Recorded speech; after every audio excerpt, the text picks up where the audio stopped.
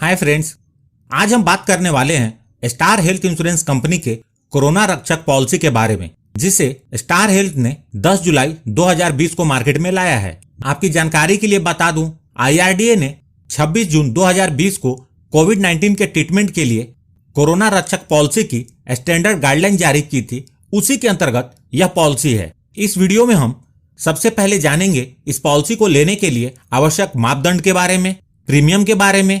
उसके बाद इसे एग्जाम्पल से समझेंगे और यह भी जानेंगे यह पॉलिसी किसे लेनी चाहिए और किसे नहीं लेनी चाहिए। जिन लोगों के पास मेडिक्लेम की पॉलिसी है वो इस गलतफहमी में ना रहें कि उन्हें इस पॉलिसी की जरूरत नहीं है। इसकी चर्चा इस वीडियो में आगे करूंगा। बात करते हैं पॉलिसी को लेने के लिए आवश्यक मापदंड के बारे में। इस पॉलिसी को लेने के लिए मिनिमम एज 18 ईयर्स है और इस पॉलिसी को लेने के लिए मैक्सिमम एज 65 ईयर्स है। अर्थात 18 ईयर्स से लेकर 65 ईयर्स तक के बीच के लोग इस पॉलिसी को ले सकते हैं।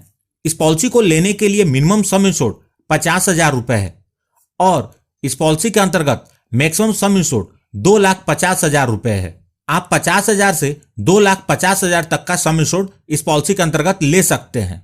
यहां आपको प्रेजेंट सिनारियो और हॉस्पिटल के खर्चे को देखते हुए ये 2.5 लाख रुपए का मैक्सिमम सम इंश्योर्ड शायद कम लग रहा होगा, लेकिन इसके पर्पस को समझ लेंगे तो यह सही लगेगा। इसे भी आगे एक्सप्लेन करूंगा। इस पॉलिसी के अंतर्गत 3 पॉलिसी पीरियड अवेलेबल है। पहला है 3.5 मंथ का, दूसरा है 6.5 मंथ का और तीसरा है 9.5 मंथ का। मतलब 3.5 महीने, 6.5 महीने और 9.5 महीने का। जो प्रीमियम पेमेंट मोड है वह सिंगल प्रीमियम है, अर्थात इस पॉलिसी के अंतर्गत प्रीमियम पॉलिसी लेते समय एक बार भरना होगा। इस पॉलिसी को लेने के लिए किसी मेडिकल चेकअप की आवश्यकता नहीं है। इस पॉलिसी को आप बिना किसी मेडिकल चेकअप के ले सकते हैं। यह एक इंडिविजुअल पॉलिसी है। अपने परिवार के जितने मेंबर को आप कवर करना चाहते हैं सबके लिए अलग अलग पॉलिसी लेनी होगी। इस पॉलिसी के अंतर्गत आप सिर्फ एक बार क्लेम कर सकते हैं। अब बात करते हैं क्लेम कैसे मिलेगा। इसके 2 कंडीशन है। पहला, कोरोना पॉजिटिव का टेस्ट गवर्नमेंट ऑथराइज्ड सेंटर पर ही होना चाहिए और दूसरा है मिनिमम हॉस्पिटलाइजेशन 72 आवर्स का होना चाहिए। ये 2 कंडीशन फुलफिल्ड होने के बाद आपने जितने सम इंश्योर्ड की पॉलिसी ली है उसकी लमसम पेमेंट हो जाएगी। यहां ध्यान दें, यह एक बेनिफिट पॉलिसी है, रिम्बर्समेंट की पॉलिसी नहीं है। रिम्बर्समेंट की पॉलिसी में सेटलमेंट आपके हॉस्पिटल के बिल के अनुसार होता है, लेकिन बेनिफिट पॉलिसी में जो भी लमसम बेनिफिट होता है वह एक बार में पेड होता है। अब बात करते हैं प्रीमियम के बारे में। यहां आप इस पॉलिसी के प्रीमियम को इस टेबल में देख सकते हैं। ये प्रीमियम बिफोर GST है। इस प्रीमियम में 18% GST लगेगा। यह सम इंश्योर्ड है और यह 3.5 महीने पॉलिसी पीरियड का प्रीमियम है। यह 6.5 महीने पॉलिसी पीरियड का प्रीमियम है और यह 9.5 महीने पॉलिसी पीरियड का प्रीमियम है। आइए इसे एक छोटे से एग्जाम्पल से समझते हैं। मिस्टर तपन ने 2 लाख सम इंश्योर्ड की पॉलिसी 9.5 मंथ के पॉलिसी पीरियड अर्थात 9.5 महीने के पॉलिसी पीरियड के लिए ली, तो उनका प्रीमियम 4,902 रुपए होगा। यह प्रीमियम GST के साथ है।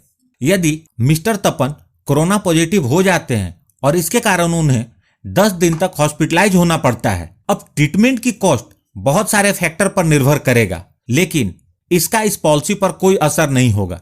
मिस्टर तपन के हॉस्पिटलाइजेशन का बिल 1 लाख आए, 3 लाख आए या 5 लाख का आए, मतलब बिल कितने का भी आए, इस पॉलिसी के अंतर्गत 2 लाख का भुगतान हो जाएगा। एक बार क्लेम का भुगतान होने के बाद यह पॉलिसी बंद हो जाएगी। इस पॉलिसी के अंतर्गत आप दूसरा क्लेम नहीं कर सकते। इसका क्लेम जैसे कि हेल्थ इंश्योरेंस की पॉलिसी में होता है आपको TPA के माध्यम से करना होगा। आगे बढ़ने से पहले यदि वीडियो काम की लग रही हो तो प्लीज इस वीडियो को लाइक करके मुझे प्रोत्साहित जरूर करें। अब बात करते हैं कुछ महत्वपूर्ण एस्पेक्ट के बारे में। सबसे पहले वेटिंग पीरियड।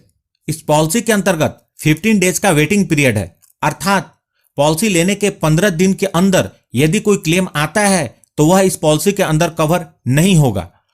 15 दिन के बाद यदि क्लेम आता है तो उसका भुगतान होगा। Tax benefit. इस पॉलिसी के अंतर्गत आप जो प्रीमियम का भुगतान करेंगे उस पर आपको इनकम टैक्स का बेनिफिट भी मिलेगा, जिसका क्लेम आप 80D के अंतर्गत कर सकते हैं।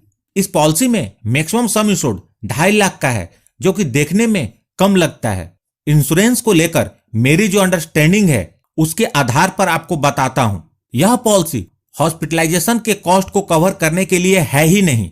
जी हाँ, मेरी नजर में यह पॉलिसी हॉस्पिटलाइजेशन के कॉस्ट को कवर करने के लिए नहीं है।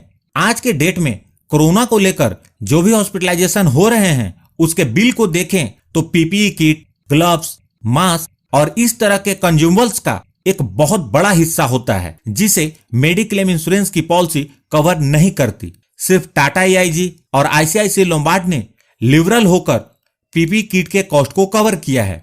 हो सकता है बाद में एक दो और कंपनियों ने पीपीई किट के कॉस्ट को कवर किया है। यदि आपको जानकारी है तो प्लीज कमेंट करके बताएं।